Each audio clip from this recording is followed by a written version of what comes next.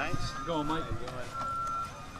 No news Saturday, Coach? No news Saturday. Yeah, another Saturday. Pretty passionate post-practice speech there, Mike. What were you trying to just getting excited about the game. You know, expectations, make sure everybody knows what's got to happen this next week. We've had a real good camp, great bunch of kids. I think they've worked hard. Hopefully we get some of these kids back that are watching today. Well, we have to. It's Cooks, it's Reynolds, it's Martin, it's Woods, it's Teron Ward. You know, so I'd like them to be feeling good by Monday. Isaac Samalo. What has to happen this next week in your eyes, Coach? Oh, I think, all you're doing is looking for daily improvement and a perfection about assignments and about, just a confidence in the game plan. That's what we have to build up during the week. Mike, you talked about the guys watching, a big group and an important group at that. Any concerns among that group as far as guys maybe being a little more dinged up than you would like?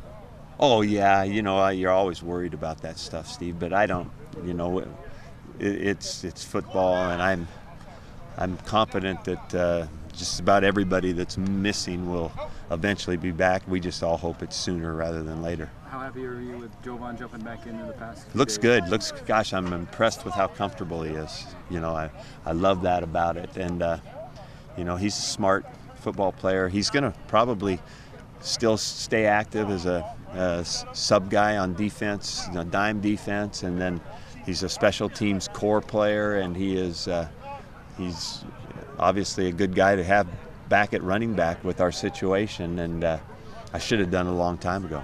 Coach, with a week until the first game against Eastern Washington, have you come to any further conclusion about who might be your starting split end, Guacham or Mulaney? I think the best thing I can say right now, I don't know who's actually going to take the first snap, but I think they'll both play.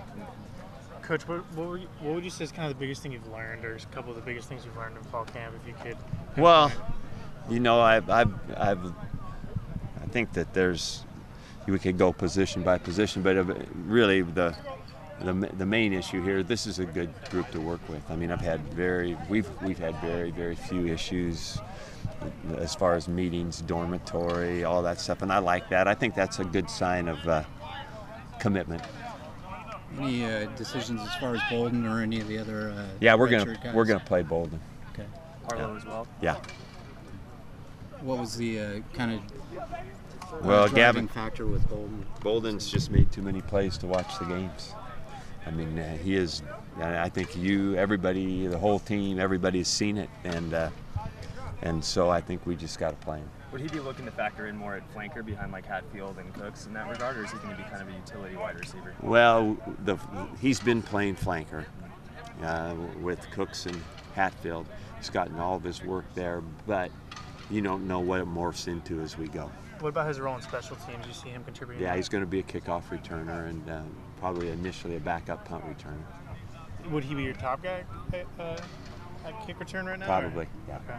Who's the number one at punt? One or two, depending on Teron. Teron's a good one. Cooks is going to return punts. Is Cooks okay, or is it what's Yeah, the deal? he'll be fine on Monday.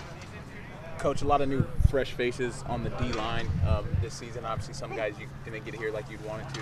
What have you seen from them, and what do you need to see from them moving forward? Well, they've had good camp. I've been impressed with it. I think that what we expect to see is improvement from our team from a year ago, and that's big shoes. I mean, Castro Masanier, Andrew Samala were good players, solid players, reliable players.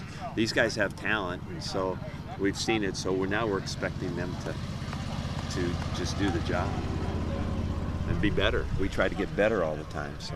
Any leader that's come out, have you seen him? Oh, there's a lot of leadership on this team, and the D-line. I've been impressed with Scotty Crichton, Dylan Wynn, John Braun. Those guys in particular, good guys.